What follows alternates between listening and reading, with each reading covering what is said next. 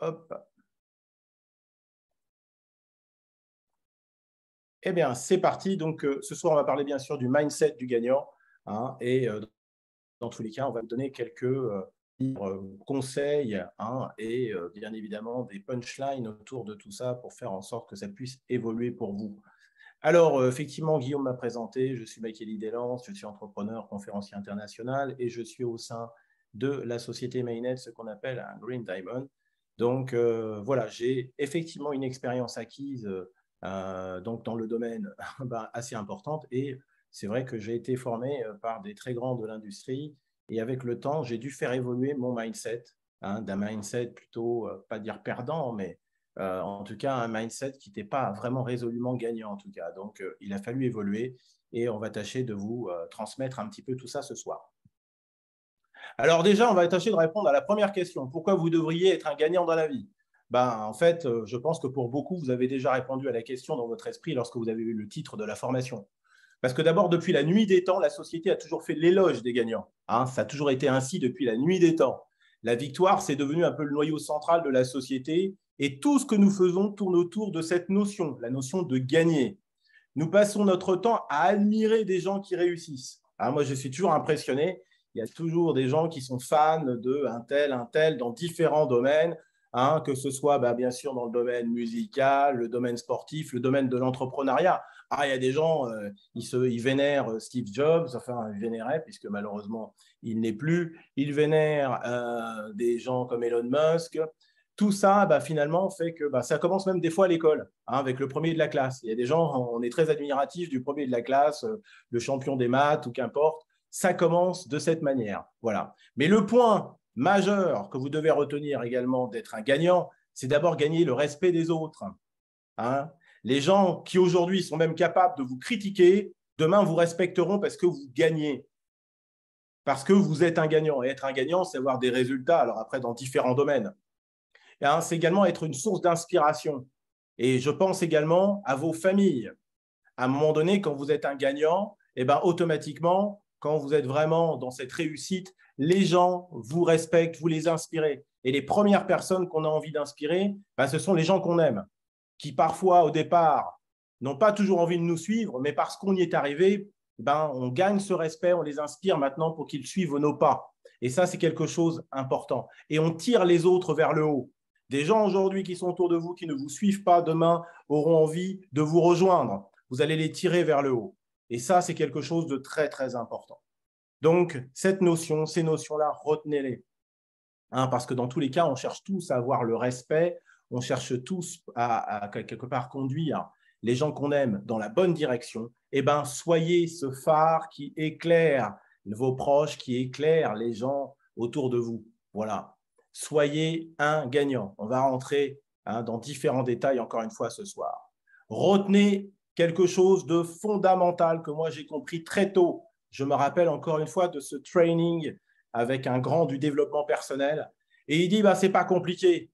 Pour les gens, le commun des mortels, les perdants, la réussite, c'est une option. On verra bien. Peut-être un jour. Si Dieu le veut, etc., etc. Pour un gagnant, la réussite, c'est une obligation. Il n'y a pas d'option. C'est je réussis ou je réussis. Alors, ce soir, je vous pose la question, et pour vous, est-ce que c'est une option ou est-ce que c'est une obligation? Ça fera déjà une différence majeure parce que dans l'état d'esprit, il y a aussi des gens qui ont démarré Mainnet avec le côté la réussite sera une option, on verra. Et il y a ceux que l'on voit qui ont démarré comme des fusées, hein, comme des fusées parce que eux, la réussite à travers Mainnet était déjà une obligation. Parce que derrière Mainnet, c'est la réussite. Derrière Mainnet, il y a également l'accès à leurs rêves, hein, et on va en parler dans un instant. Donc, à vous de décider si ce soir, la réussite, c'est pour vous, encore une fois, et ça peut être un débat philosophique, parce qu'encore une fois, il y a des gens pour qui ça doit rester une option.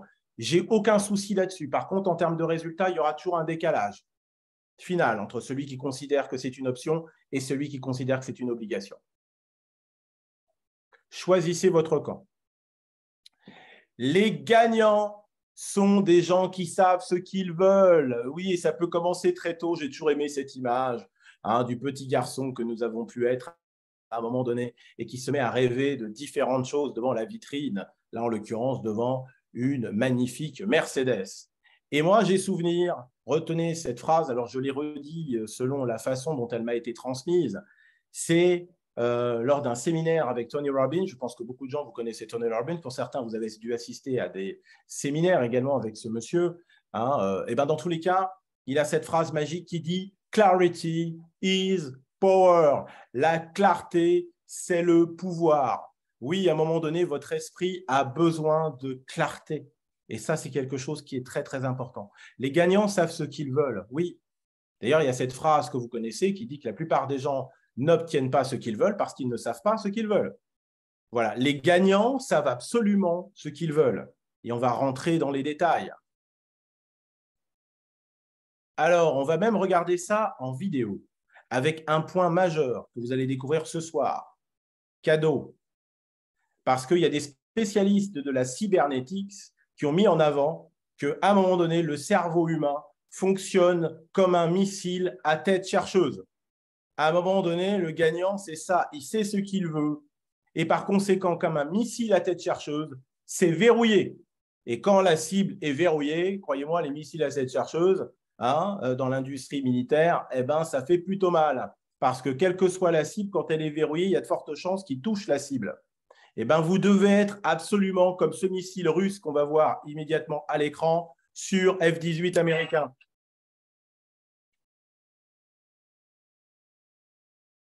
Alors, je vous le mets en pause, on va remettre les paramètres audio actifs. Ce sera beaucoup plus simple pour vous. Voilà. Allez, c'est parti.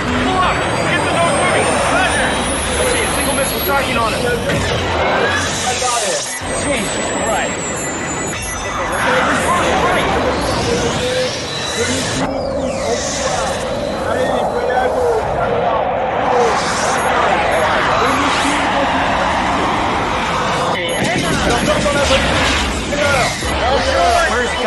Where is it?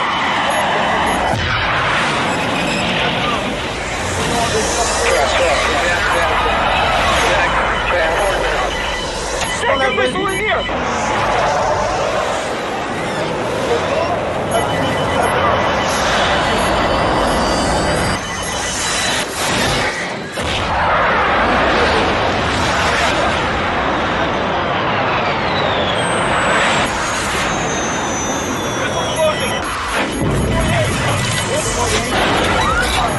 Alors là encore,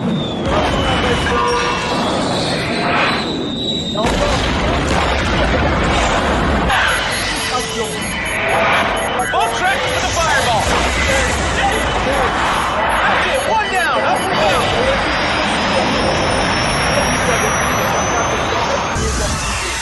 Il y en a un malheureusement. It's over. And on right side. Free three. I got free three.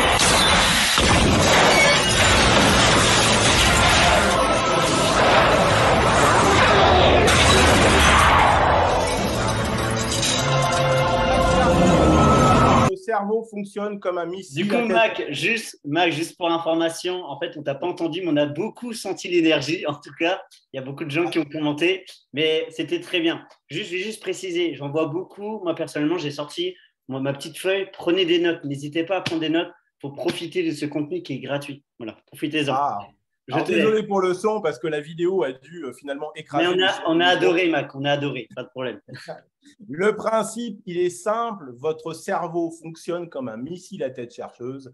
Vous devez déterminer avec clarté ce que vous voulez. Et c'est la force des gagnants. Et comme vous l'avez vu à l'écran, malheureusement, il y a des gens, quand il y a des leurres, vous avez vu à un moment donné à l'avion, il y avait des leurres. Eh bien, ils se laissent détourner par les leurs. Et les leurs, vous en avez tous les jours. C'est des gens qui vont venir vous saboter le mental pour vous dire « Mais tu crois encore ce genre de choses? Tu crois au Père Noël? Tu crois que tu vas devenir millionnaire avec ça? Hein? Oh, c'est encore un scam. Oh, mais voilà. » Et si vous les écoutez, vous avez déjà perdu. Voilà. Il y a aussi des gens qui vont vous détourner parce que, je ne sais pas, il commence à faire beau. Ah, mieux vaut aller à la pêche ou, je ne sais pas, faire week-end, ceci ou cela. Il y a la Ligue des Champions. Non, restez focalisés sur ce que vous voulez. Et c'est comme ça que ça marche.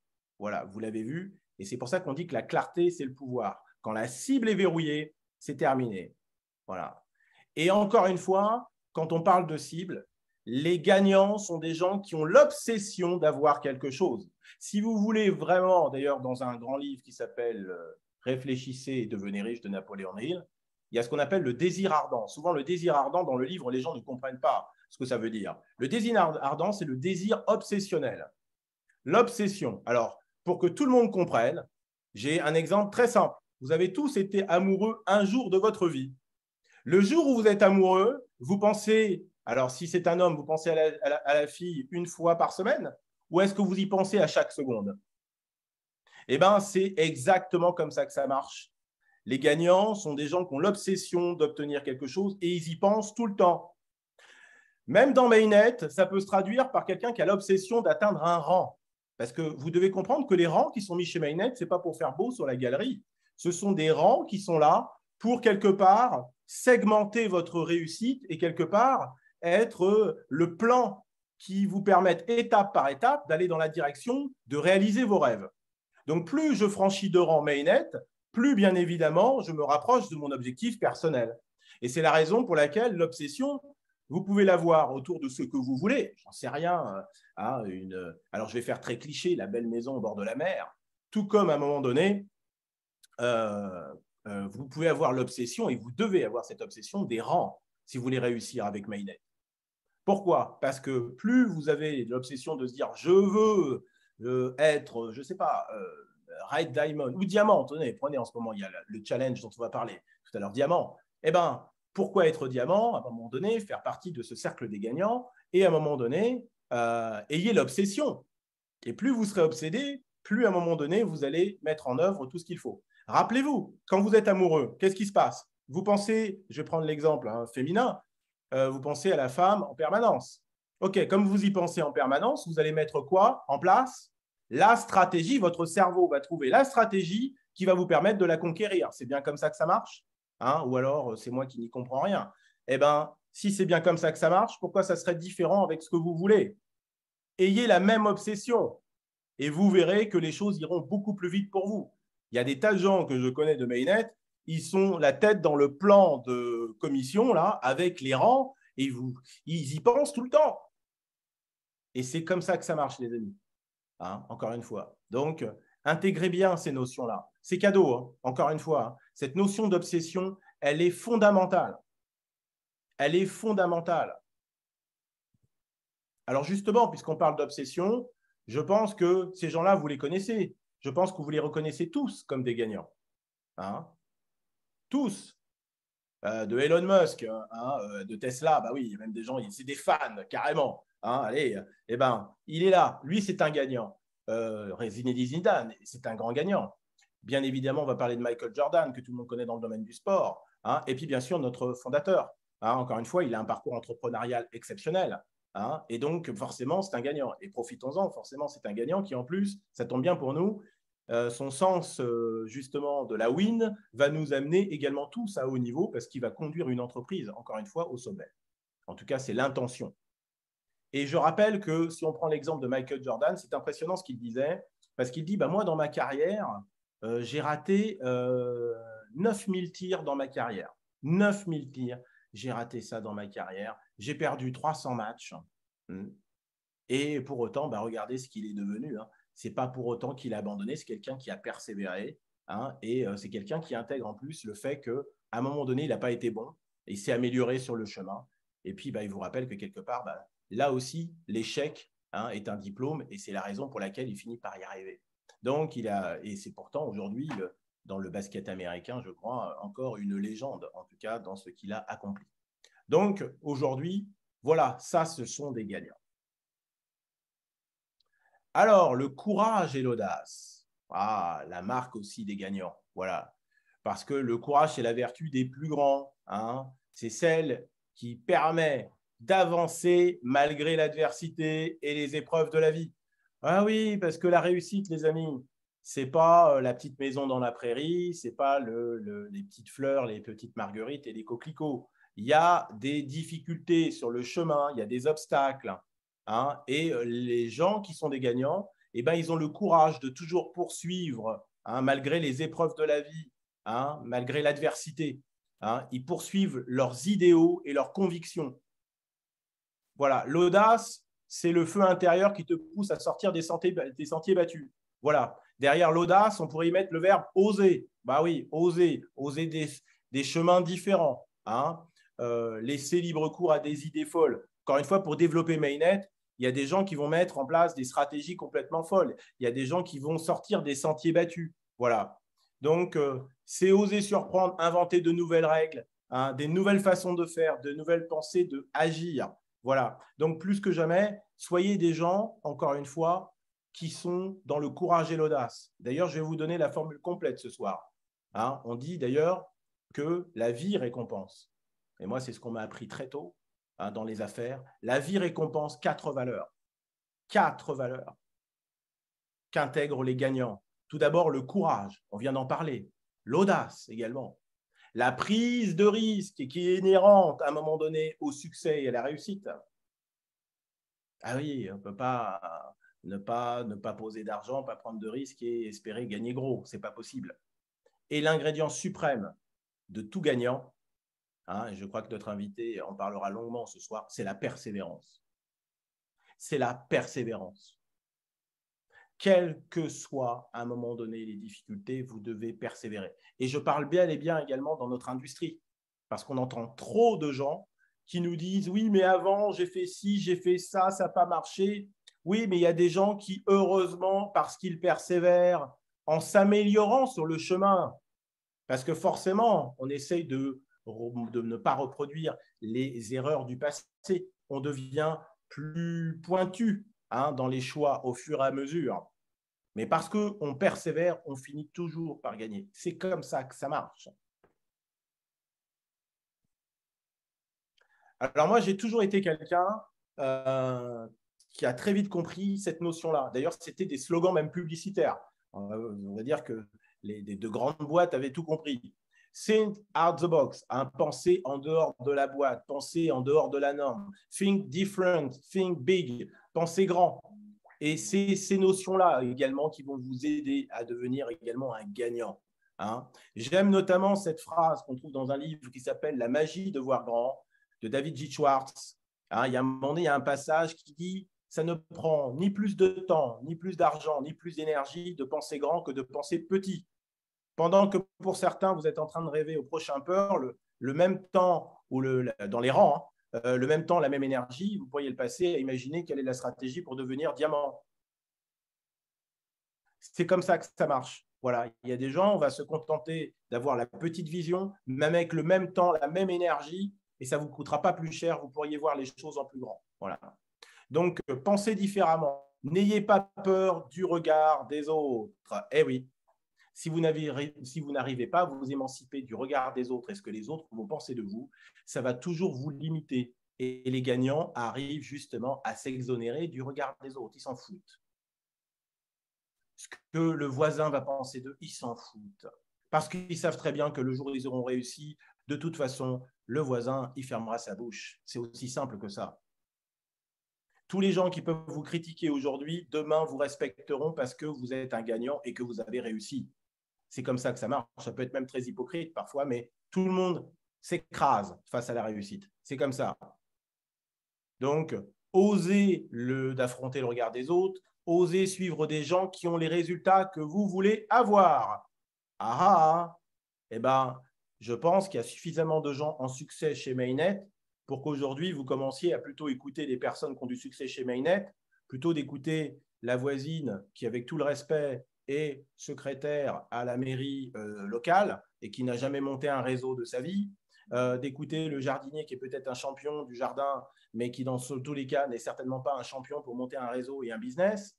Donc, à un moment donné, écoutez les bonnes personnes avec beaucoup de respect, parce que de la même manière, le même jardinier, le jour où il va falloir s'occuper du jardin, je serai peut-être moins compétent que lui et je devrais la fermer. Voilà, c'est un petit peu comme ça que ça marche.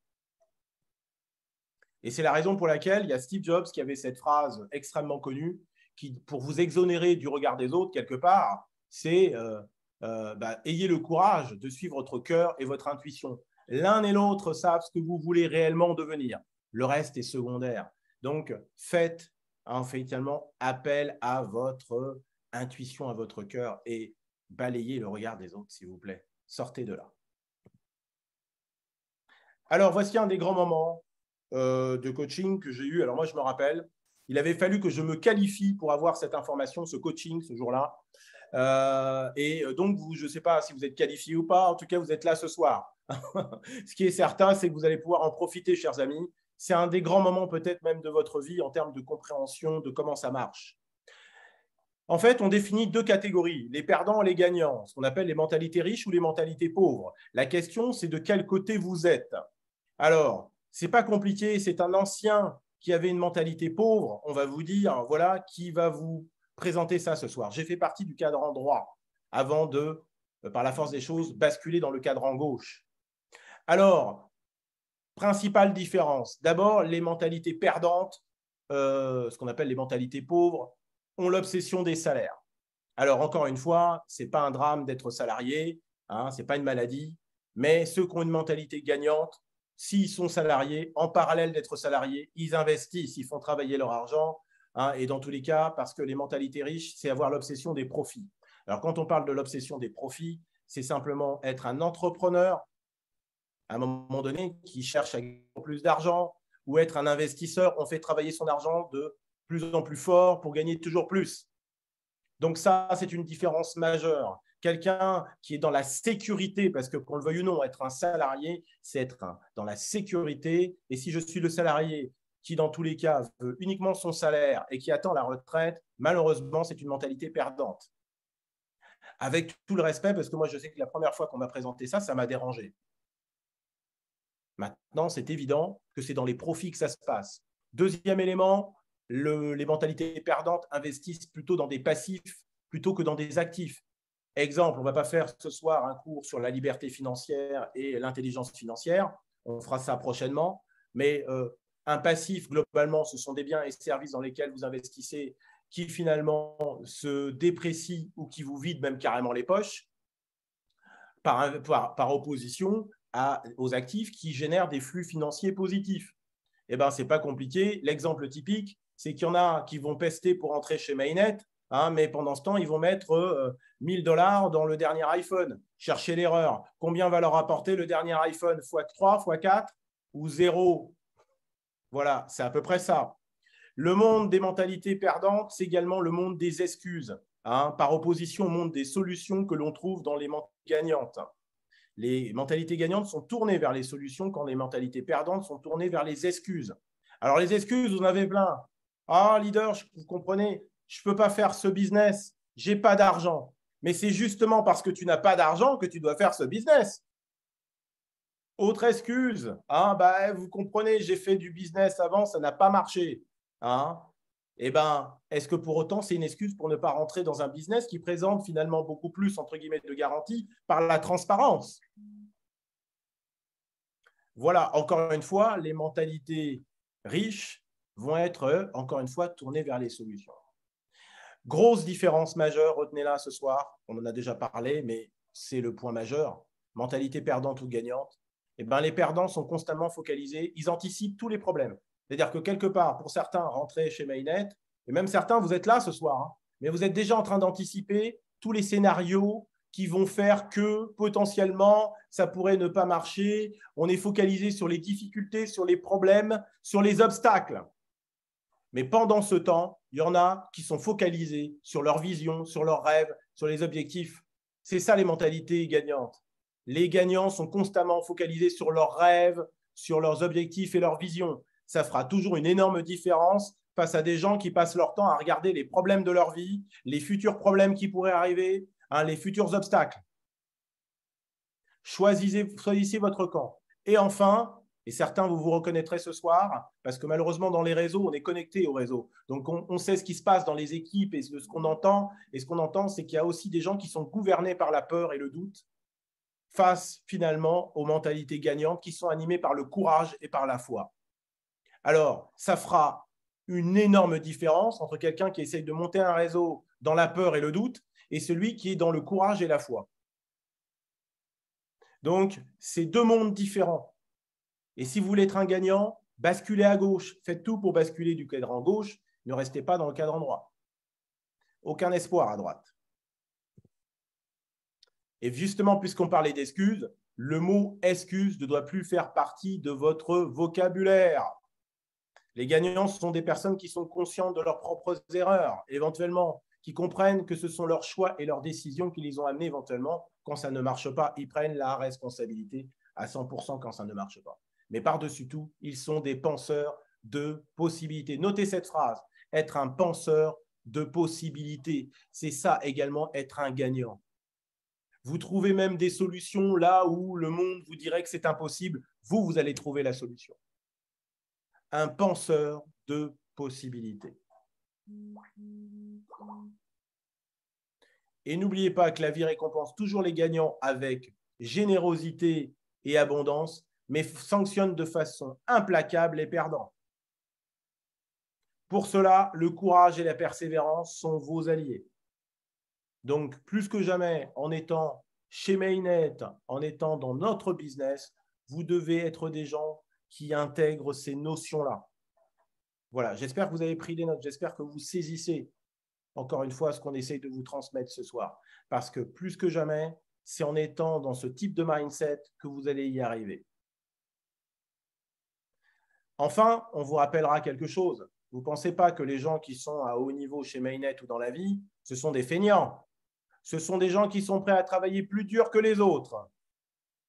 Et vous devez être votre pire patron.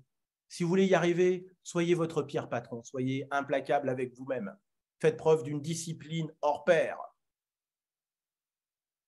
Mais dans l'absolu, soyez prêts à travailler plus dur que les autres. Surtout, on le sait dans nos métiers, hein, c'est ce qu'on appelle la période des 90 jours. Pendant les 3 premiers mois, c'est là où vous allez devoir vous arracher les tripes quelque part, taper très très fort dans les efforts pour faire en sorte que votre business décolle. Donc, soyez prêts à travailler plus dur. Et j'aime bien cette expression, soyez votre pire patron. Hein, c'est comme si vous étiez à vous coacher vous-même. Hein. S'il y avait un derrière vous, hein, comment il vous traiterait pour vous pousser vers le haut? Parce que pour beaucoup, vous êtes indépendant. Alors, quand on est indépendant, on est son propre patron. Mais à un moment donné, si on est un patron trop cool par rapport à la gestion du rythme de travail, ça ne peut pas marcher. Donc, il faut absolument que vous soyez votre pire patron vis-à-vis de vous-même dans cette logique de travailler dur pour y arriver. Parce que qu'on le veuille ou non, au départ, dans notre industrie, il faut s'arracher un peu les tripes, il faut y aller, il faut sortir de sa zone de confort pour y arriver. On vous l'a dit tout à l'heure, restez un étudiant, toujours soif d'apprendre, côtoyez les gagnants, fuyez les losers et les personnes toxiques. Alors ça, c'est un point fondamental. Encore une fois, j'en ai parlé tout à l'heure. Soyez toujours, profitez de Mainnet pour travailler, vous rapprocher de personnes qui sont des personnes qui sont sur le chemin de la gagne, des gens qui ont déjà des résultats, des gens qui sont là pour vous tirer vers le haut. Hein. Mais fuyez, écartez-vous. Malheureusement, parmi vos meilleurs amis, il y a peut-être des gens qui passent leur temps à cracher sur votre business, à cracher sur vos rêves, et à faire comprendre que vous êtes finalement un fou qui rêve. Alors, vous n'allez pas mettre un terme à vos amitiés pour autant, mais prenez de la distance. Et scientifiquement, dans le domaine du succès, ils ont démontré que vous êtes la somme dans 5 ans, vous serez la somme des 5 personnes que vous côtoyez le plus souvent. Alors, si vous côtoyez 5 losers, vous êtes mal barré pour votre avenir. Si vous côtoyez 5 gagnants, 5 millionnaires, il y a de fortes chances que vous soyez le 6e. Donc, plus que jamais, soignez vos relations et rapprochez-vous surtout des personnes qui ont du succès. Et ce n'est pas compliqué, faites du copier-coller. Alors, toi, tu fais comme ça, OK, copier, et j'applique, et j'écoute, et vous verrez que ça va changer beaucoup de choses. Voilà, j'en ai terminé avant que je passe à notre invité spécial, parce qu'on ne va pas rester trop longtemps dans cette partie théorique, on va partager des expériences encore une fois. Mais il y a cette grande phrase que j'ai toujours aimée. Si vous voulez vraiment quelque chose, vous trouverez un moyen. Sinon, vous trouverez des excuses, encore une fois. Donc, j'ai toujours aimé cette phrase parce qu'elle est révélatrice également du succès. Quand quelqu'un est un gagnant, il trouve des solutions. On en a suffisamment parlé ce soir. Alors, chers amis, après avoir exposé tout ça, on vous avait parlé, bien évidemment, d'un invité mystère. Et c'est au tour de l'invité mystère de prendre la parole, avant bien évidemment que celui que vous attendez tous, notre cher CEO, puisse prendre la parole. Je transmets le micro à notre invité mystère, qui est tout simplement notre numéro 1 chez Mainnet, qui est tout simplement Joe Balata. Monsieur Joe Balata, Bonsoir la à tous, parole est à bonsoir à tous. vous. Est-ce que vous m'entendez? Eh bien oui, évidemment, ce n'est pas Jim Rohn. Désolé pour la déception, les amis. Ce sera peut-être dans une prochaine vie. Alors, tout d'abord, vraiment, je voudrais vous remercier pour l'invitation et aussi pour cette belle formation qui a été courte mais précise. Vraiment, j'ai passé un excellent moment. Honnêtement, bravo à toi, Makeli. Bravo à toi aussi, Jérôme, pour cette belle présentation. Oui, c'est vrai que le thème de ce soir, c'est pourquoi être un gagnant. Alors tout d'abord, je vais quand même me présenter, hein, pour celles et ceux qui ne me connaissent pas. Je m'appelle Joseph Payan, j'ai 32 ans et je viens d'Amérique du Sud, précisément en Guyane, là où je suis né. Et donc, je vais vous parler un petit peu de mon histoire, hein. Je ne vais pas être trop long, les amis. Mais comme le thème, c'est pourquoi être un gagnant, je pense que c'est important quand même de partager mon expérience ici dans cette salle. Comme je l'ai dit, je suis né en Guyane française. Donc, je suis arrivé en France à l'âge de 16 ans. Mais avant ça, voilà, j'ai eu un passé un petit peu compliqué en Guyane pour la simple bonne raison. Donc, j'ai grandi dans un village qui s'appelle notamment Balata, d'où mon surnom. Je vais vous expliquer après. Alors, dans ce village, vous pouvez regarder par vous-même sur Internet, c'est un village voilà, qui est vraiment très pauvre. J'ai grandi dans ce village avec ma mère. Je n'ai pas très connu mon père, hein. Je n'ai pas eu la chance de passer beaucoup de temps avec lui. Il n'était pas très présent. Mais ça ne m'a pas empêché d'avoir une excellente mère, hein, qui m'a vraiment très bien éduqué et qui m'a donné toutes les motivations pour faire en tout cas tout ce que j'ai pu faire jusqu'à présent aujourd'hui. Alors, revenons maintenant au début. Donc, je suis né en Guyane. Donc, au tout début, je commence à aller à l'école un petit peu. Donc, voilà, je vais en petite section, moyenne section. Voilà, j'arrête mon CP. Ensuite, voilà, je vais jouer au collège. Et je commence à jouer au foot un petit peu. J'ai commencé à jouer au foot à l'âge de 11 ans lorsque je suis arrivé en sixième. Et de là, bah, lors d'un match, il y a un entraîneur qui venait de France, qui assistait au match et qui a bien aimé ma façon de jouer au foot. Et il m'a dit, bah, écoute, j'aimerais bien te voir dans une détection, parce que là, on cherche des joueurs, hein, pour venir en France, parce que j'étais en Guyane, pour venir en France, pour venir jouer dans un club en France. Peut-être que ça pourrait t'intéresser. Je dis, bah, pourquoi pas, je vais faire la détection. Et donc, du coup, je fais la détection. Et bah, voilà, il s'avère que bah, j'ai été pris. Et donc, la première fois que j'ai été en France, c'était à l'âge de 11 ans. J'ai été jouer dans un club qui s'appelait Châtenay-Malabry. Sauf que je ne me sentais pas très bien. Parce que vous savez, je viens d'un village et c'était complètement différent. Vous savez, j'étais comme un peu comme un Kirikou, on va dire, en France. Pour moi, c'était une grande découverte. Vous savez, la neige, etc. C'était vraiment un truc de dingue pour moi. Et c'est vrai que quand même, j'avais du mal à m'adapter parce que bah, je ne parlais pas forcément très bien français, même si je suis une Guyane française, mais je suis né dans une partie où on ne parle pas beaucoup français. On parle le créole, on parle un patois guyanais, on parle l'amérindien. Et donc, je suis né vraiment dans la partie amérindienne. Donc, quand je suis arrivé en France, j'avais vraiment du mal à m'adapter. Je n'étais pas très confortable. Et donc, de là, je décide donc d'arrêter et de retourner en Guyane, là où je me sentais vraiment très bien. Donc, de là, jusqu'à l'âge de 15 ans, je reste en Guyane, hein. Et pour être tout à fait sincère avec vous, bon, je vais un petit peu à l'école, mais sans plus, parce que je n'étais pas forcément très intéressé par l'école, surtout dans les conditions dans lesquelles je vivais. Eh bien, faisait de tel que par moment, je n'avais pas de quoi prendre le bus pour aller à l'école. Et comme l'école, c'était assez loin, donc à pied, c'était voilà, vraiment impossible. Et pour vous dire un petit peu les conditions dans lesquelles on vivait, en Amérique du Sud, il y a la partie amérindienne où on vit dans l'Amazonie. Donc moi, je vivais à côté de l'Amazonie, avec les Indiens. Vous savez, les Indiens des bois, les vrais Indiens, ceux qui tirent avec les flèches, etc.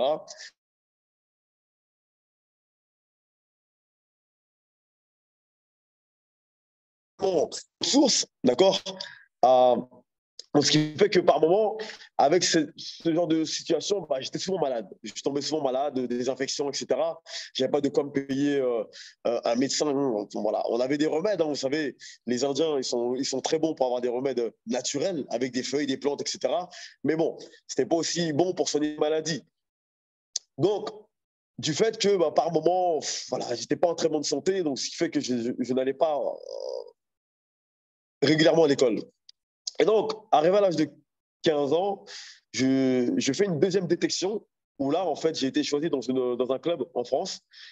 Donc, j'ai été joué à Créteil, d'accord? Donc, à l'âge de 15 ans, j'arrive en France, de nouveau. Et entre-temps, donc je ne l'ai pas dit, mais ma mère a été atteinte de tuberculose. Sauf que voilà, la maladie, en fait, s'est accentuée, étant donné qu'on n'avait pas de quoi payer des soins, etc. Bah voilà, elle est vraiment tombée gravement malade. Donc, quand j'arrive en France à l'âge de 15 ans, eh bien, 2 jours après, ma mère, elle décède. 2 jours après, elle décède. Et là, j'apprends la nouvelle, je suis effondré. Pour moi, je perds vraiment tout mon repère dans la vie. Je n'avais aucune motivation. Donc là, j'arrive en France, 15 ans, je perds ma mère 2 jours après. Donc là, je me dis, qu'est-ce que je vais faire de ma vie? Donc la personne qui était censée me motiver tous les jours, la personne qui m'a mis dans le football, qui m'a motivé pour jouer au football, je viens de perdre cette personne. Une personne qui est très chère à mes yeux. Donc là, voilà, je fais une dépression. Et j'avais de la famille déjà en France qui étaient là depuis plusieurs années et qui m'ont proposé en fait de l'aide. Donc je suis allé chez une de mes sœurs pendant 2 semaines, sauf que je n'étais pas très à l'aise, parce que j'étais une personne assez têtue quand même, et j'aimais bien me débrouiller seul. Et donc au bout de 2 semaines, je me dis, bah, écoute, j'ai bien aimé ton aide, merci pour tout, mais sincèrement, je vais me débrouiller tout seul, je préfère. Ici, tu as ta vie, tu as ton mari, etc. Et surtout, bon voilà, tu as plutôt grandi en France. Moi, j'ai grandi en Amérique du Sud et on n'avait pas la même vision de la vie. Et donc, de là, en fait, je lui dis, écoute, je vais aller dans un foyer, mais ce n'était pas vrai. Hein. Je ne suis pas allé dans un foyer, je suis parti dormir dans un squat avec un ami avec qui j'ai fait connaissance, pas loin du quartier dans lequel je vivais. Donc, on est parti habiter ensemble dans un squat qui se trouvait dans le sous-sol d'un bâtiment. Donc, on a vécu là-bas pendant à peu près 6 mois. À peu près 6 mois, ouais, il me semble 6, 7 mois. Et de là, lui, il s'est trouvé une petite copine qui avait une très bonne situation. Donc, il est parti vivre avec sa copine. Donc, moi, je me suis retrouvé tout seul. Et je lui ai menti. Je lui ai dit, écoute, t'inquiète pas, je vais aller chez un ami. Ne t'inquiète pas pour moi, parce qu'il s'inquiétait beaucoup. Il me dit, comment tu vas faire, etc. Je lui ai dit, non, t'inquiète pas, j'ai trouvé un logement là chez un autre ami, mais ce n'était pas vrai. Donc, ce qui s'est passé, c'est que pendant un laps de temps, je me suis retrouvé à dormir dans les métros de Paris, dans les trains, etc. Je faisais vous savez, comment on appelle ça? Je prenais le train, par exemple, à Châtelet-Léal et j'allais au terminus, vous savez? Donc, par moment, voilà, je dormais comme ça dans le train. Je dormais 2, 3 heures comme ça, je faisais les allers-retours.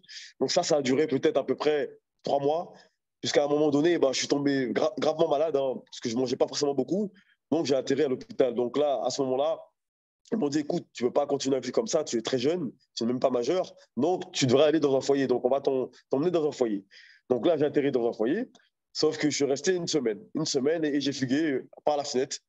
Et voilà, j'étais recherché par la police parce qu'effectivement, à mon âge, ma place était dans un foyer, étant donné que je n'avais pas de parents en France. Et ensuite, dans cette période-là, ce qui s'est passé, c'est que j'ai commencé à commettre des petits larcins pour pouvoir manger, pour pouvoir m'habiller. Parce qu'à un moment donné, voilà, étant donné que j'étais pas apte à travailler, j'avais pas de diplôme, d'autant plus j'étais très jeune. Et donc, avec d'autres personnes avec qui j'ai fait connaissance dans la rue, eh bien, on a commencé à aller dans des épiceries, on volait de la nourriture, etc. Mais pourtant, au fond de moi, je n'étais pas quelqu'un comme ça. C'est juste que pour moi, je ne voyais pas ma vie, je ne savais pas comment faire pour pouvoir changer de vie, je ne savais pas comment faire pour pouvoir, comment dire, avoir voilà, une meilleure vie. Et, puisque voilà, je venais d'Amérique du Sud et pour moi, on était loué à l'échec. On devait absolument, soit si on avait eu la chance d'aller à l'école, travailler pour quelqu'un, ou si on n'avait pas eu la chance d'aller à l'école, ne rien faire de sa vie. Donc c'est comme ça que je voyais les choses. Donc c'est pour ça que j'ai commencé à pratiquer ce genre d'activité. Donc ça a duré à peu près 2 ans comme ça. Et arrivé à l'âge de 20 ans, il me semble 20 ans, voilà, je me dis, bon, il va bien falloir que je fasse quelque chose de ma vie. Certes, c'est vrai, je n'ai pas été à l'école, mais j'ai quand même de la motivation. Voilà, ce n'est pas parce que j'ai perdu ma mère, ce n'est pas parce que j'ai vécu des grandes galères dans ma vie que voilà, je dois me morfondre sur mon sort, etc. Il y a des gens qui vivent de pires situations, par exemple en Afrique, et moi j'ai quand même la chance d'être en France, donc je dois quand même essayer de profiter de cette opportunité. Et donc là, j'ai commencé à chercher du travail. Bon, après, voilà, j'ai été honnête avec les patrons en question. Je leur ai dit, écoutez, je n'ai aucune expérience. C'était dans l'usine. Je dis, voilà, j'ai aucune expérience, jamais travaillé dans ma vie. Je n'ai aucun diplôme. Je n'ai même pas le brevet des collèges. Donc, par contre, je suis rempli de beaucoup de motivation, j'ai envie de réussir dans ma vie. Et il a bien aimé ma motivation, donc il m'a fait travailler. Sauf que il m'a fait travailler et au bout de 2 mois, j'arrête. Et les raisons pour lesquelles j'arrête, c'est que je n'appréciais pas en fait son manque de respect envers moi. Sous prétexte que eh bien, je n'avais pas été à l'école, je n'avais pas de diplôme. Elle me prenait de haut, par moments je lui disais bonjour, il ne me répondait pas, ou il ne me regardait pas dans les yeux.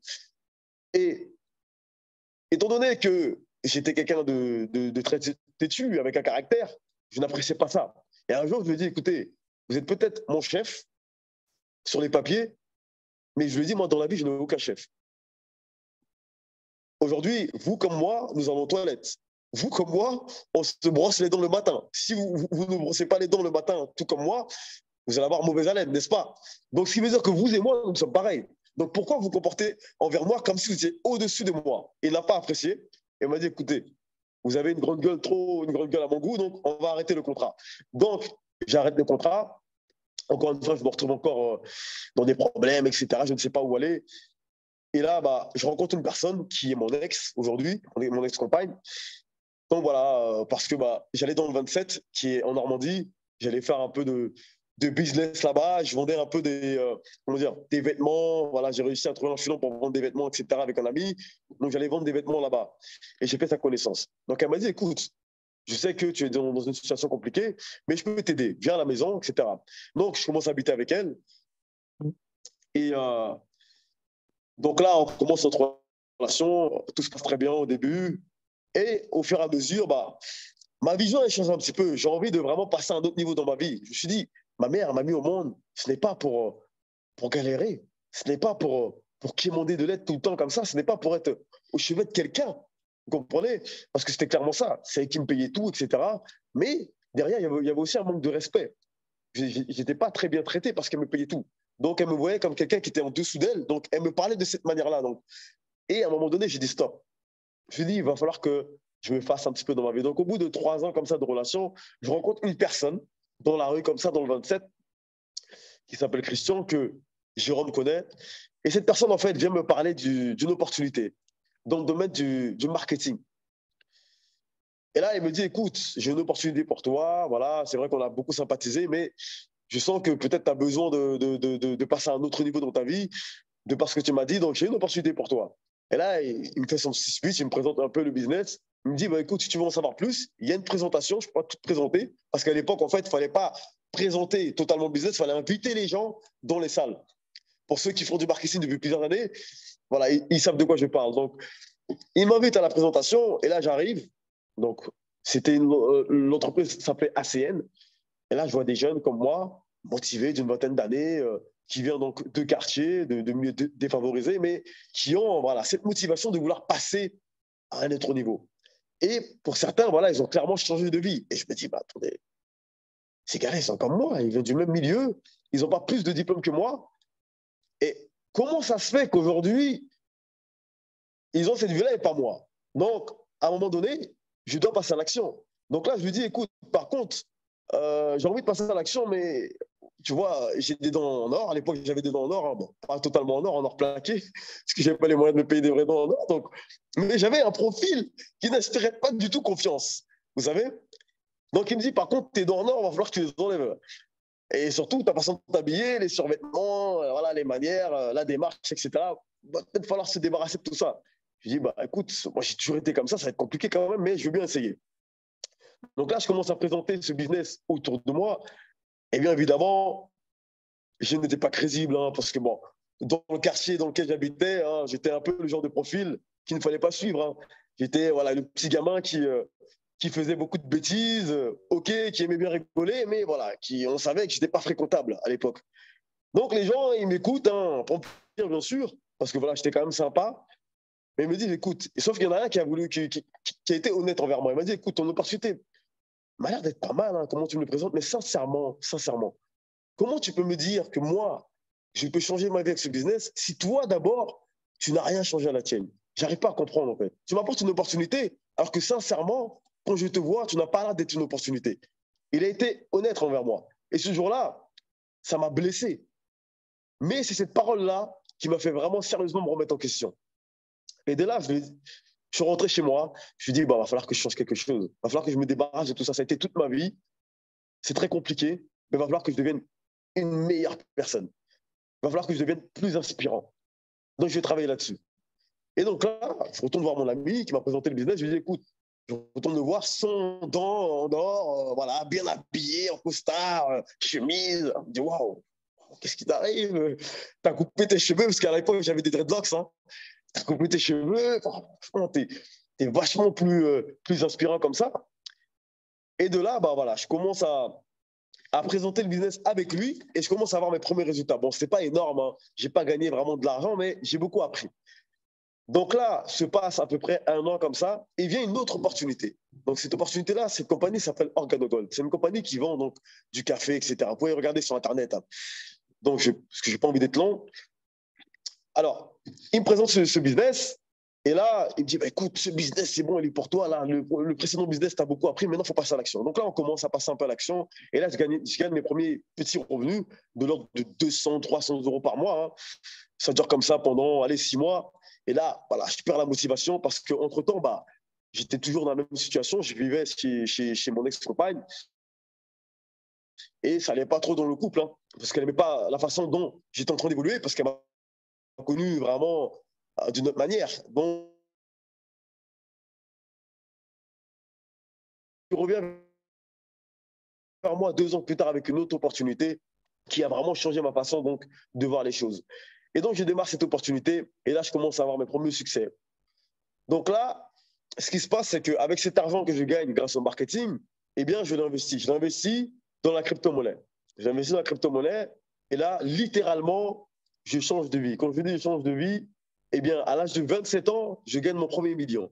Je dis bien à l'âge de 27 ans, je gagne mon premier million grâce au marketing, mais pas que, mais surtout au placement que j'ai fait dans le Bitcoin à l'époque où j'ai acheté plus de 110 Bitcoins, 115 exactement.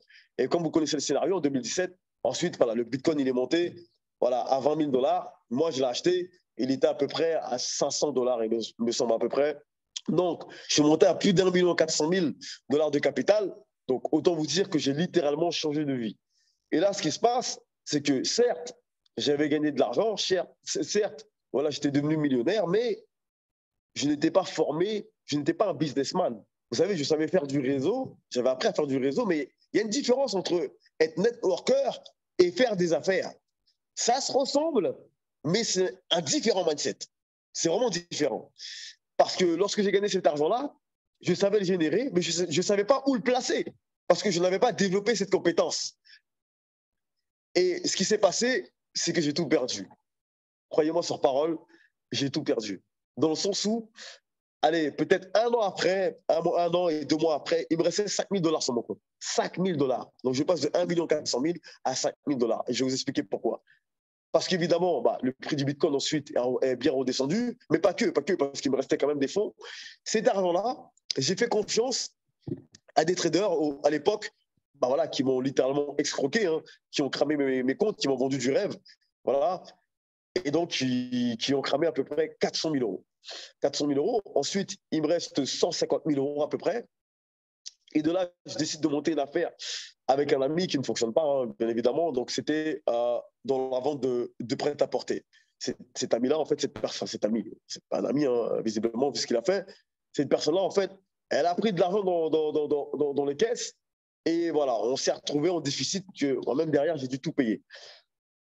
Donc, ensuite, qu'est-ce que je fais? Quand vous passez d'une situation confortable comme ça à 5 000 $ sur votre compte, bah, vous pouvez vite tomber en dépression. C'est ce qui m'est arrivé, évidemment. Donc là, à ce moment-là, pendant 2-3 mois, je ne parle à personne. J'en veux à tout le monde, à toute la terre. Je me dis, mais pourquoi moi? Pourquoi, après autant d'efforts, après autant de sacrifices, pourquoi en fait? Qu'est-ce que j'ai fait? Qu'est-ce que j'ai fait pour mériter ça? Pourquoi moi? Donc pendant 3 mois, c'était comme ça. Et un jour, je me dis, écoute, tu as 28 ans, bientôt 29 ans, tu ne peux pas t'arrêter à ça. Enfin, je veux dire, 28 ans, tu es encore jeune. Ce que tu as fait en 1 an de temps, de passer une situation où tu étais voilà, en galère, où tu dormais dehors, etc., à gagner plus d'1 million de $, si tu l'as fait une fois, tu peux le refaire. Donc là, je décide de repasser à l'action. D'accord? Donc ce qui se passe, c'est que je redémarre une nouvelle opportunité. Bien déterminé, prêt à en découdre. Et là, je parle même les mouches. Hein. C'est-à-dire que tu me dis bonjour, je te présente l'opportunité. C'était un peu comme ça. Matin, midi et soir, je faisais à peu près minimum une dizaine de présentations par jour, comme aujourd'hui d'ailleurs. Et là, commence en fait un nouveau succès. Encore et encore et encore et encore. Donc, je passe voilà, à des compléments de revenus allant de 1000 à 2000 dollars par mois, à plus de 100 000, même 200 000 par mois. Pour ceux qui travaillent avec moi depuis plusieurs années, ils pourront en témoigner, hein, parce qu'ils ont bien suivi. Et ce qui se passe, c'est que j'ai gagné beaucoup plus ensuite que ce que je n'avais perdu. En fait, la moralité ici, c'est de dire que même si vous avez rencontré des difficultés dans votre vie, même si vous avez rencontré des personnes qui n'ont pas cru en vous, même si vous n'y croyez plus, faites-le. Faites-le parce qu'à un moment donné, vous allez voir que la situation va changer. Par moment, on travaille, on a l'impression que ça avance pas, on a l'impression que, qu'est-ce qui se passe? Pourquoi j'ai l'impression de stagner? En fait, en réalité, lorsque vous faites des efforts, vous ne stagnez pas. Des fois, vous savez, le fait d'être fatigué, le fait de faire, par exemple, beaucoup de Zoom dans une journée, vous êtes tellement fatigué que vous ne vous rendez même pas compte de ce qui est en train de se passer pour vous. C'est lorsque vous vous reposez, peut-être 2-3 jours, vous dites, c'est quand même pas mal. Hein.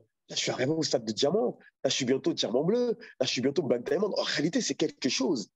Mais lorsqu'on est dans le feu de l'action, on est tout excité. On est tellement fatigué que par moments, on ne se rend pas compte de ce qui est en train de se passer pour nous. Donc là, je vais rebondir sur, en tout cas, des habitudes que je trouve qui sont importantes à adopter pour avoir donc cette mentalité de gagnant. Je pense que la première chose qu'il faut faire, c'est de s'aimer soi-même. Pourquoi? Parce que si vous n'aimez pas, il va être compliqué d'adopter une bonne attitude. C'est-à-dire que même si votre voisin vous trouve moche, même si votre voisin trouve que vous êtes allé peut-être mal habillé ou je ne sais quoi, il est important que vous vous aimez vous-même. Parce que c'est ce qui va vous permettre déjà de passer à un autre niveau. C'est-à-dire que chaque matin, lorsque vous vous réveillez, vous allez vous regarder dans une glace, vous devez vous dire « je m'aime ». N'ayez pas peur de vous dire « je m'aime ». Ce n'est pas être narcissique, ça n'a rien à voir. D'accord? C'est juste avoir confiance en soi. Parce que ça commence par là. La plupart des gens, pourquoi ils ne passent pas à l'action? C'est parce que souvent, ils ne s'aiment pas comme ils sont. Ils passent leur temps à se comparer à d'autres personnes. OK, lui, c'est Cristiano Ronaldo, lui, c'est un tel, lui, c'est un tel. OK, c'est très bien.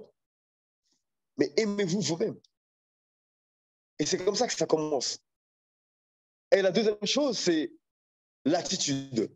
L'attitude parce que c'est votre attitude, d'accord, envers la vie, d'accord, qui va déterminer l'attitude de la vie envers vous. Je m'explique.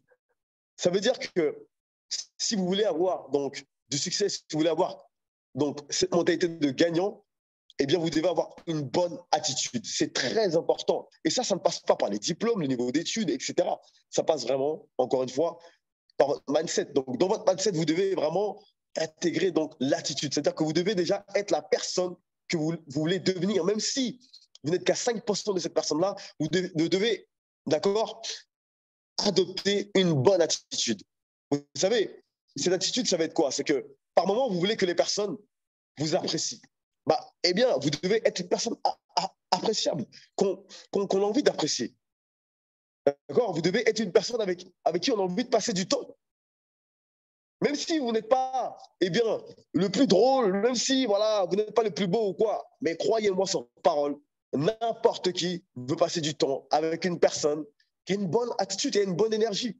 Et c'est ce qui va vous faire déjà passer à un autre niveau. Et la troisième chose, c'est toujours être dans l'apprentissage. Parce que vous savez, beaucoup de personnes, lorsqu'ils commencent à avoir du succès, ils deviennent lazy. C'est-à-dire qu'ils restent assis sur leur acquis, ils n'ont plus de motivation, d'accord? Ils arrêtent d'apprendre. Voilà, ils ont un ego, ils pensent tout savoir. Et ça, croyez-moi, c'est la plus grosse manière, d'accord, de redevenir au point de départ. C'est ce qui fait la différence, par exemple, entre un grand joueur de football. Regardez, par exemple, on compare souvent, par exemple, Ronaldo avec Ronaldinho. Quand on regarde bien Ronaldinho, c'est un grand technicien.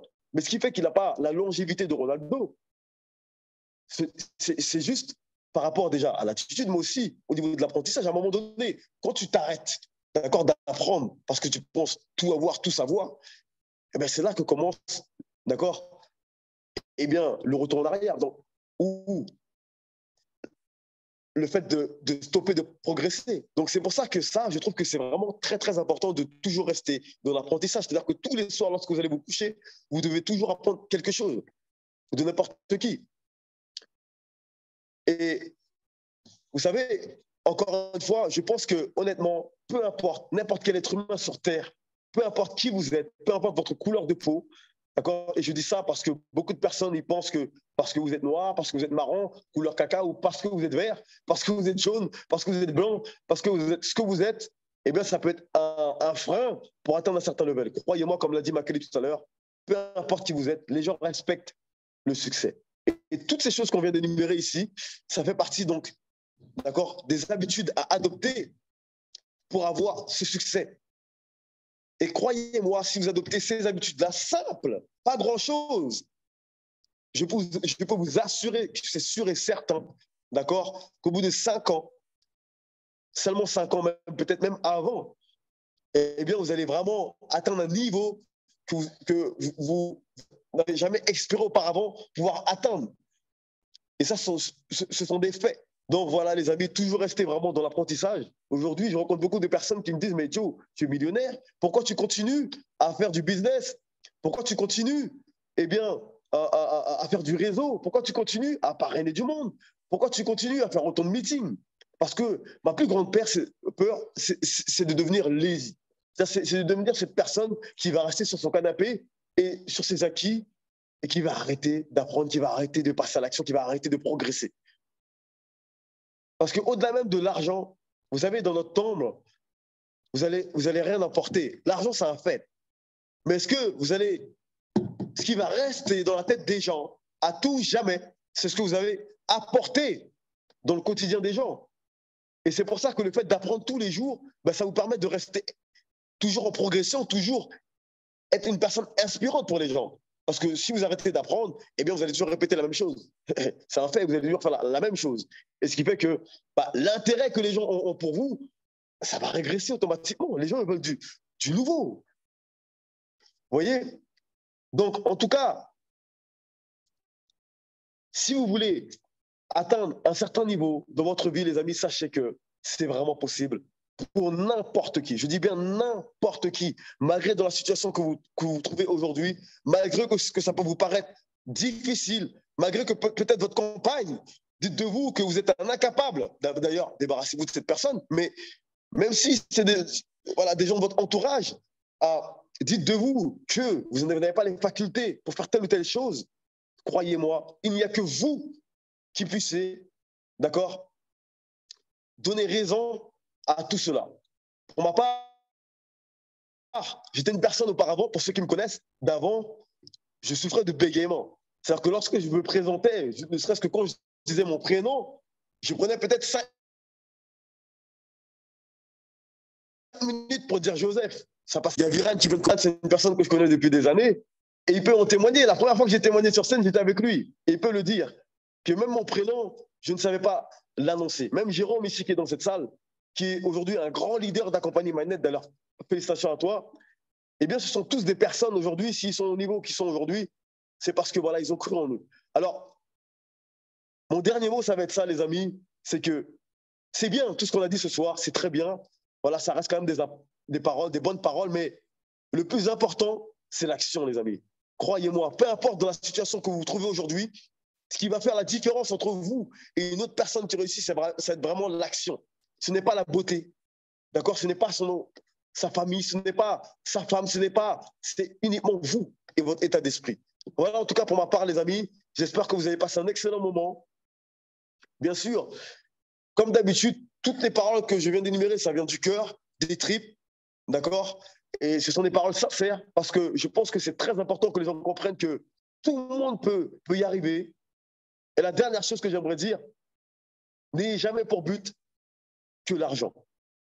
N'ayez jamais pour but que l'argent. Je le répète, n'ayez jamais pour but que l'argent. Pourquoi? Parce que si vous avez comme but que l'argent, le jour où vous allez commencer à gagner de l'argent, ça peut avoir un gros effet sur vous. Ça peut être très négatif. Vous savez, parce que vous pouvez devenir fainéant, parce que vous pouvez devenir peut-être une mauvaise personne, d'accord? Vous devez être cette personne qui, eh bien, ce n'est pas l'argent qui vous contrôle, mais c'est vous qui contrôlez l'argent. C'est-à-dire que même si demain vous devenez milliardaire, ce que je vous souhaite, restez la même personne. Restez la même personne, gardez les pieds sur terre. Et c'est ce qui va faire votre longévité. Donc voilà, je le répète encore une fois, les amis, n'ayez jamais pour but que l'argent. Ayez un objectif, ça peut être voilà, aider votre famille, voilà, construire des hôpitaux, construire des hôtels, etc. Mais en tout cas, ayez un objectif. C'est ce qui va vous permettre de rester constant. Et c'est ce qui, moi-même aujourd'hui, qui me permet de continuer à toujours faire du marketing de réseau. Peu importe les sommes voilà, que je peux gagner. C'est vrai que en toute transparence, je ne le dis pas souvent, mais voilà, j'ai déjà eu la chance de bien gagner ma vie dans cette industrie, comme je l'ai dit auparavant.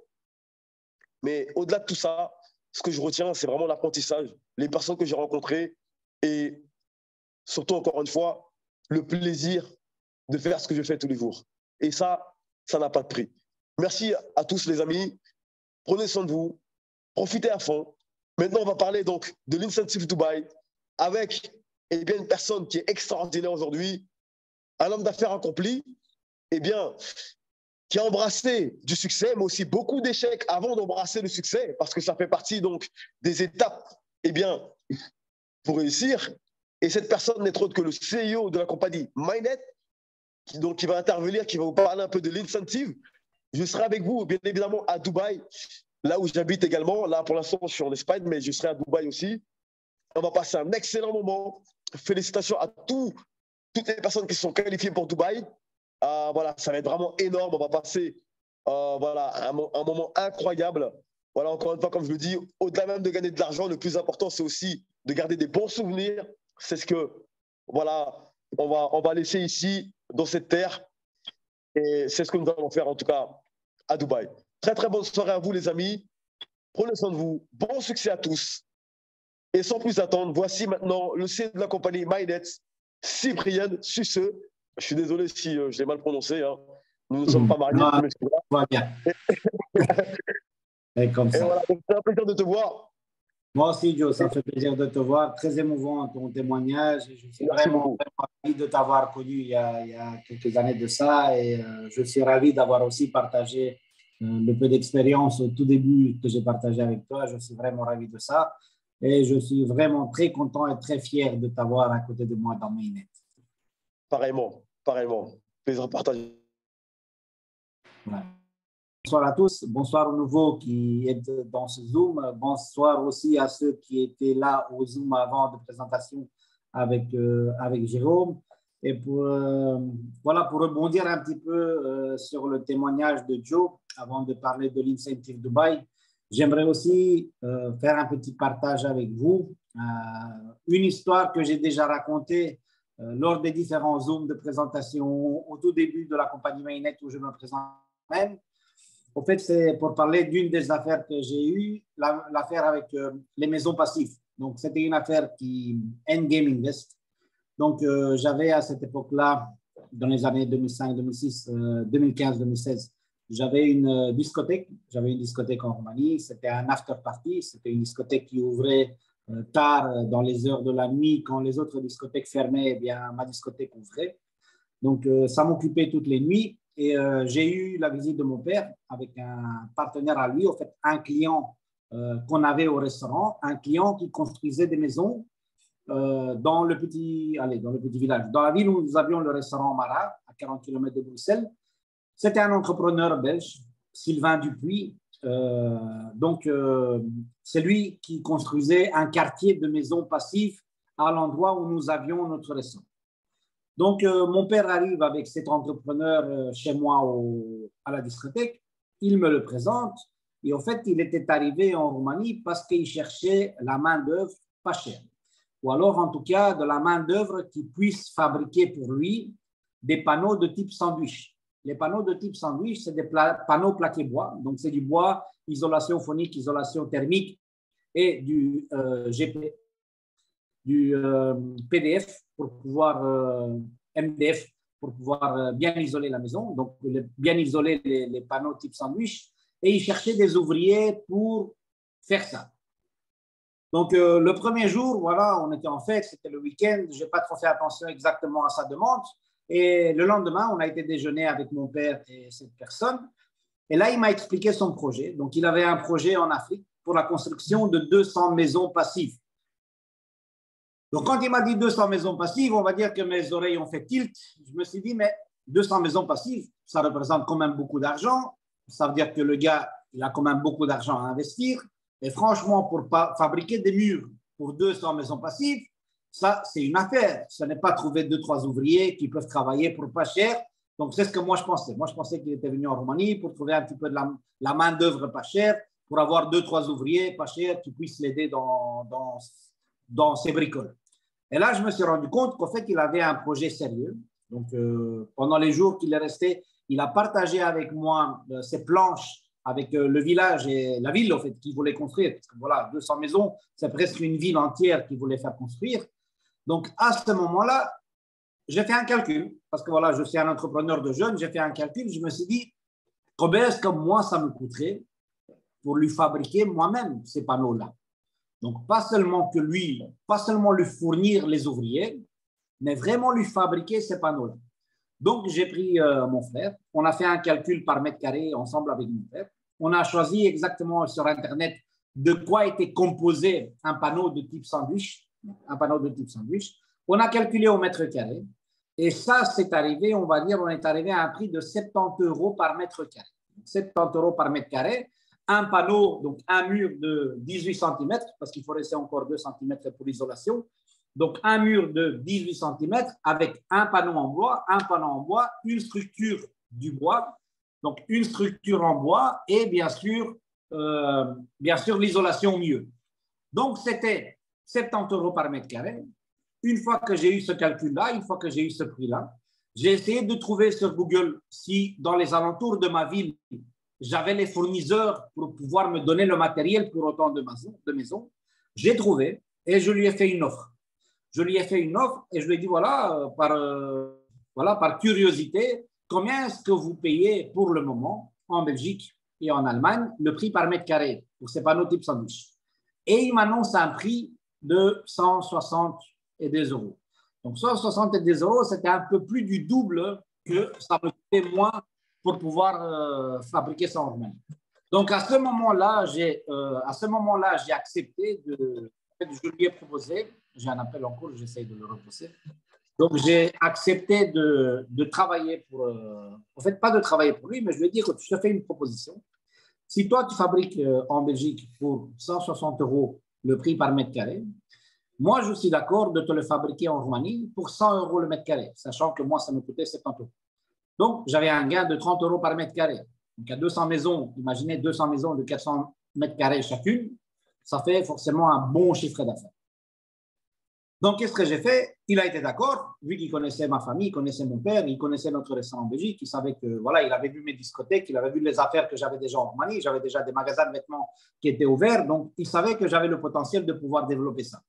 On a loué une fabrique de 1000 mètres carrés, on a engagé des personnes, des constructeurs spécialisés dans ce domaine-là, et on a commencé à construire pour lui des panneaux de type sandwich. Donc, j'ai construit en tout 17 maisons. J'ai commencé à abandonner un petit peu la vie de nuit parce que forcément, je n'avais plus le temps de pouvoir suivre mon affaire, la discothèque que j'avais, parce que j'étais occupé toute la journée avec les chantiers, avec les maisons passives. Et j'étais sûr, donc j'étais fier de moi, j'étais sûr de moi, j'étais sûr que c'est une affaire pour mes 10 prochaines années. Parce que je me suis dit, voilà, il me faut autant de temps pour construire une maison, le temps de les envoyer, le temps d'arriver en Afrique, le temps de faire la fondation, le temps de construire une ville entière, le temps de construire 200 maisons. Eh bien voilà, on va dire que j'ai touché le jackpot. Ça, c'est déjà de l'argent qui va rentrer les 5, 6, 7 prochaines années sans aucun problème. Donc, j'ai un petit peu délaissé mes autres affaires sur le côté et je me suis consacré à cette affaire-ci. Donc, on a commencé à travailler et forcément, au début, j'ai commencé à travailler avec son argent. Lui, il m'envoyait de l'argent, moi, je lui construisais. Il envoyait de l'argent, moi, je le construisais. Puis, la confiance est liée entre nous et j'ai commencé à construire un peu plus qu'il envoyait comme argent. Et à un moment donné, tout s'est écroulé. Et tout s'est écroulé parce que, voilà, Dieu est paix à son âme. Sylvain s'est suicidé dans sa fabrique en Belgique. Donc, il s'est suicidé, il s'est pendu suite à un problème de famille qu'il a eu avec sa femme. Donc, il s'est suicidé. Et malheureusement, l'affaire s'est arrêtée là. L'affaire s'est arrêtée là, pourquoi? Eh bien, parce que j'avais délaissé mon bar. Donc, j'avais délaissé mon bar que j'ai dû vendre et fermer en faillite. Et j'ai un petit peu délaissé les magasins de vêtements. J'ai vendu en profit. Et je suis resté avec une affaire, une fabrique de plus de 1000 mètres carrés, avec des engagés, avec du matériel, avec du stock pour presque une centaine de maisons et avec 3 maisons, donc presque 200 000 euros non récupérés. Parce que forcément, une fois le décès de Sylvain, eh bien, il n'y avait plus aucun paiement qui était sorti de son affaire envers ma compagnie en Roumanie. Une compagnie qu'à partir d'un moment donné, j'ai dû mettre en faillite parce que je n'avais plus la possibilité de payer les taxes et je n'avais plus la possibilité de payer la TVA sur des factures qui avaient déjà été émises mais non encaissées. Et donc, à ce moment-là, je me suis rendu compte que les pertes étaient très importantes. Donc, les pertes étaient très importantes, les montants d'argent que je devais encaisser étaient très importants et je risquais de mettre en péril d'autres de mes affaires. Si j'allais prendre de l'argent, par exemple, dans un restaurant, le restaurant qui fonctionnait à Bruxelles, si j'allais prendre de l'argent dans mon restaurant pour l'investir dans cette société de maisons passives. Et donc, à ce moment-là, je rebondis un petit peu sur quelque chose que Makely a dit aussi. Napoléon Hill, c'est aussi j'ai lu un livre de Napoléon Hill et le livre, c'est Des idées à l'argent. Des idées à l'argent, c'est un livre vert, c'est un livre qui raconte un petit peu les histoires de Napoléon Hill au début de notre siècle, où il raconte plusieurs expériences qu'il a eues. Ce n'est pas tellement important les histoires qu'il avait dans ce livre. Ce qui est important, c'est quelques pages qui m'ont marqué, où il disait qu'il faut avoir un plan. Il faut toujours avoir un plan. Et ce plan doit très bien être défini. Je ne vais pas rentrer dans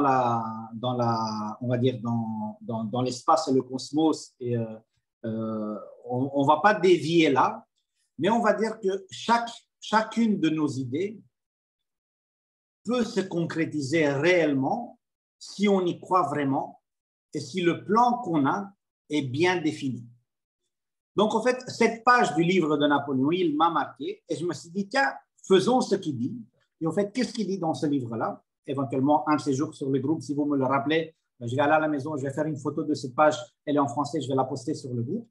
Eh bien, il dit, il faut écrire votre plan sur un papier. Il faut écrire, par exemple, mot pour mot, très clair, voilà, jusqu'à cette date-là, je veux gagner autant d'argent. Mais ce n'est pas suffisant.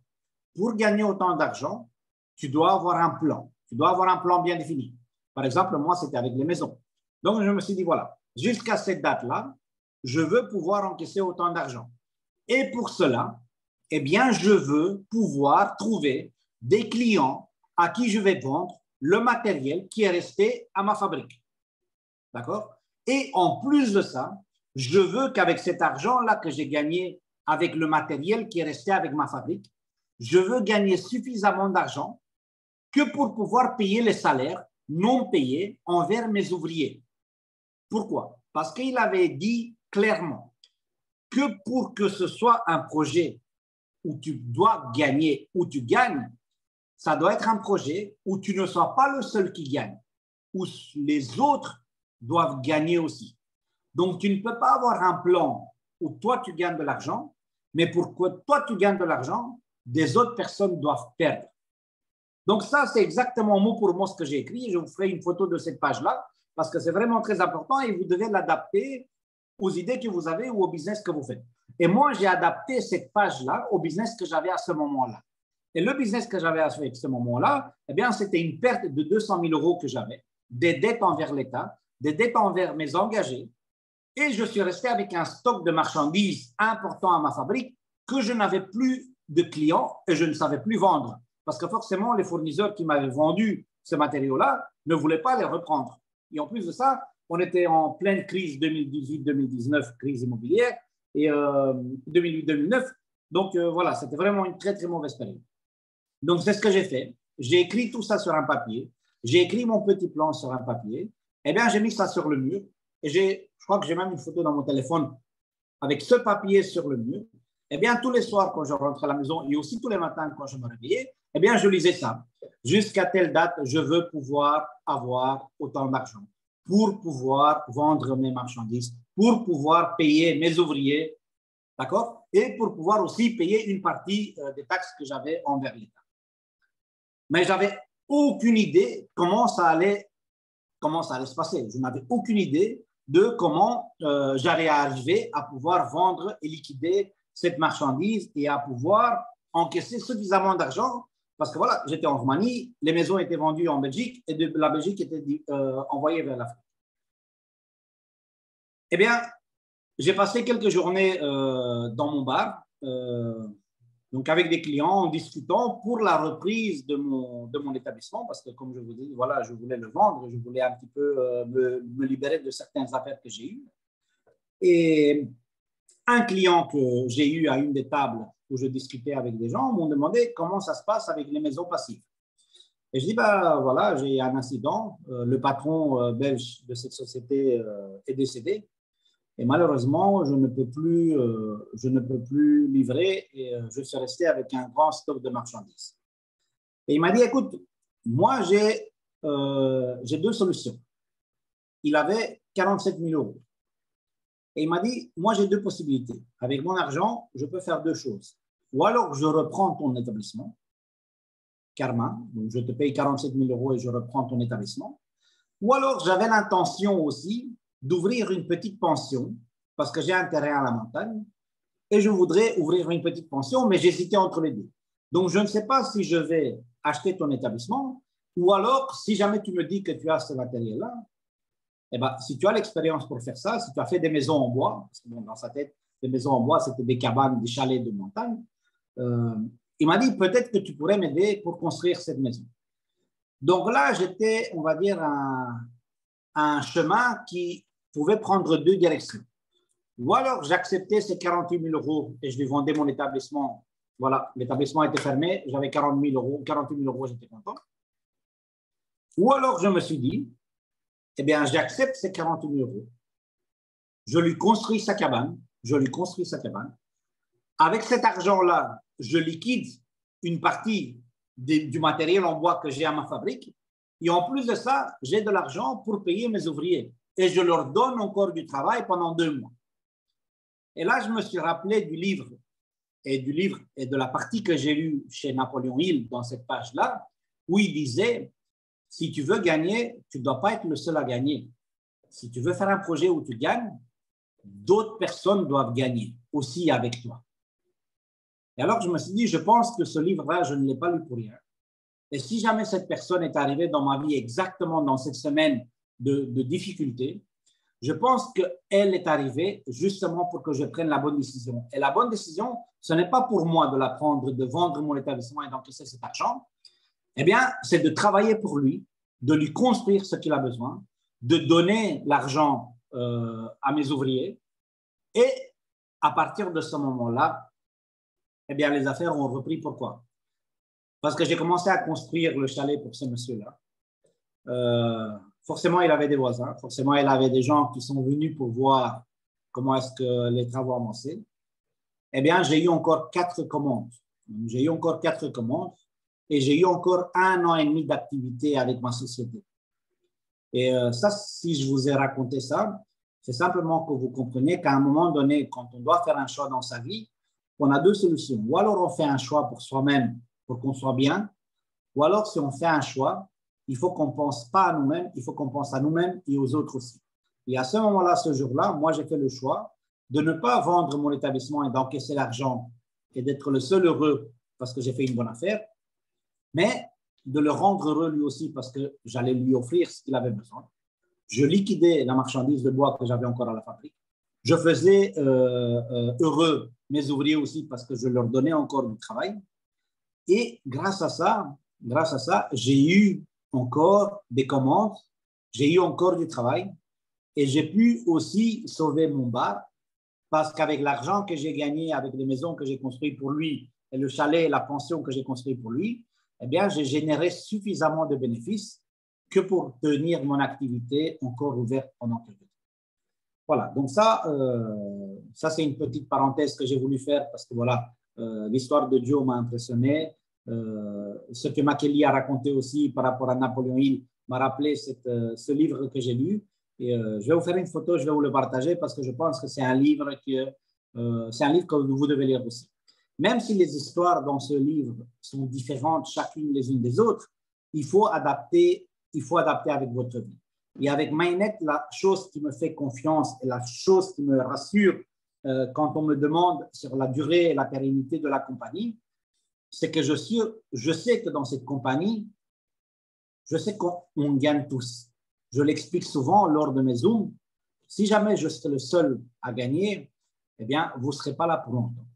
Si vous serez les seuls à gagner, eh bien, moi, je ne serai pas là pour longtemps. Donc, ça a été réfléchi de telle façon à ce que ce soit équitable.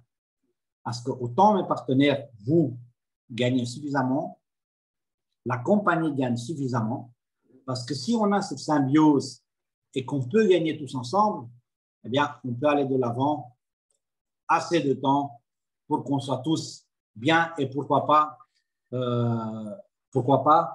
voilà, je ne vais pas dire en chiffres, mais je vous souhaite à tous de devenir millionnaire avec Mainnet parce que c'est possible et pour ça, vous devez simplement y croire. Voilà, vous devez simplement y croire et vous devez simplement vous réveiller tous les jours en vous disant je peux devenir millionnaire avec cette compagnie. Mais pour le faire, comme Makely l'a dit, comme Joe l'a dit, pour ça, on doit travailler. Et merci à Dieu, le travail qu'on doit fournir, il n'est pas fatigant, il n'est pas sollicitant, il n'est pas physique. Donc, on doit simplement être suffisamment motivé que pour en parler autour de nous. C'est tout ce qu'on doit faire. Parler autour de nous parce qu'à un moment donné, ça tombera dans l'oreille de quelqu'un qui ça intéressera. Mais comme cette personne-là, vous ne pouvez pas la connaître à l'avance, eh bien, il faut en parler autour de vous encore et encore et encore et encore parce qu'à un moment donné, si vous en parlez à 10 personnes, vous connaissez dans le marketing cette liste de 10 personnes que vous devez faire quand vous commencez n'importe quel business dans le networking, eh bien, sur 10 personnes, eh bien, il y en a au moins une qui commencera, si pas deux, si pas trois, si pas toutes. Tout dépend aussi de la façon dont vous expliquez. Nous, en tant que compagnie, on vous met à disposition tout ce dont vous avez besoin pour que les gens aient confiance en nous, aient confiance en la société, suffisamment de transparence, qu'on leur donne suffisamment de détails pour qu'ils comprennent comment on fonctionne. Parce que s'ils comprennent comment on fonctionne, eh bien, ils vont comprendre qu'on est là pour durer. Voilà. Donc là, je vais arrêter ici, on va dire, mon petit témoignage. Et voilà, pour parler directement de Dubaï. Dubaï, c'est un événement où, comme je l'ai dit lors du précédent Zoom, bien moi, j'espère de tout cœur vous voir là, même si vous ne gagnez pas l'incentive. Nous avons mis en place un système où vous pouvez vous inscrire et j'aimerais vraiment beaucoup si vous pouvez venir, même si vous ne gagnez pas, parce que je veux vraiment vous rencontrer, le plus d'entre vous. Je veux vraiment rencontrer une grande partie de l'équipe Mainnet, de la famille Mainnet. Et si pas avant l'événement public qui se fera l'année prochaine au mois de mars, eh bien, nous avons peut-être dit à un moment donné que nous limitons les places à 100 personnes. Eh bien, je ne veux pas limiter les places à 100 personnes. J'espère de tout cœur qu'on soit le plus, qu'il y ait le plus de gens à l'événement de Dubaï. Vous avez la possibilité d'acheter un ticket qui est, voilà, c'est un forfait minime. Donc, il faut comprendre que là, je ne fais pas de la publicité pour essayer de vous pousser pour venir à Dubaï pour gagner de l'argent parce que voilà, ce n'est pas une question de gagner de l'argent, on n'y gagne pas. C'est simplement pour que vous ayez l'occasion d'être là, d'être présent, de nous voir en vrai, de nous voir en live, de nous rencontrer, que vous voyez l'énergie que la compagnie Mainnet donne aux personnes qui ont commencé de zéro. Parce qu'on a dans l'équipe des personnes qui ont commencé à zéro. On a dans l'équipe des personnes qui ont commencé même pas avec 25 $ dans la poche. Des personnes qui ont dû peut-être s'emprunter pour pouvoir acheter une licence à 25 $. Et des personnes qui aujourd'hui gagnent plusieurs milliers de dollars par jour, plusieurs dizaines de milliers de dollars par mois. Pourquoi? Eh bien, tout simplement parce qu'ils font qu'en parler autour d'eux. Et parce qu'ils en parlent autour d'eux, eh bien, ils arrivent à convaincre et ils arrivent à ouvrir l'esprit de plus de personnes pour pouvoir bénéficier de l'opportunité qu'on offre avec Mainnet. Parce qu'en fait, avec Mainnet, c'est ce qu'on donne. On donne une opportunité à tout le monde, aux riches, aux pauvres, à tout le monde, aux traders professionnels, aux traders non professionnels, aux gens qui n'y connaissent absolument rien au trading. On vous donne la possibilité de vous inscrire dans une compagnie qui fait tout pour vous aider à avoir des jours meilleurs. Voilà, Makeli, tu es l'admin de ce Zoom. Ok, très bien. Et ben, en tout cas, on va déjà forcément te remercier d'abord pour ta présence exceptionnelle. Donc, on est vraiment ravis de t'avoir eu et de ta contribution, encore une fois, dans l'esprit gagnant. Je pense que vu les commentaires, tous les gens ont vraiment apprécié. Merci encore une fois à Joe également, l'invité mystère de ce soir, qui a effectivement bien joué le jeu également. Et en tout cas, j'espère que vous avez pu apprécier vraiment, encore une fois, ce qu'on vous a transmis pour le mindset. Donc, vous l'avez compris, hein, Mainnet, ce n'est pas qu'une entreprise où on est là finalement pour activer un robot en automatique. C'est également une entreprise où nous avons la possibilité de partager nos connaissances et de vous tirer vers le haut. Et c'est ce que nous essayons de faire humblement, très régulièrement avec Mainnet, plusieurs fois par semaine, donc tous les dimanches, hein, finalement, en soirée. Donc, plus que jamais, on vous souhaite bien évidemment le meilleur. J'espère encore une fois que le contenu du jour vous a tous inspiré et que dans tous les cas, ça se traduira par des résultats exceptionnels et que vous serez très, très, très nombreux à Dubaï. Alors, je note qu'il y a quelques questions qui sont arrivées. Alors, on n'est pas dans un exercice de questions-réponses ce soir, mais néanmoins, je regarde. Non, après, il y a des questions. Non, ce ne sont pas des questions, ce sont des commentaires. On atteint tous les objectifs. Alors, qu'est-ce que nous avons? J'essaie de regarder en même temps. Merci pour les témoignages.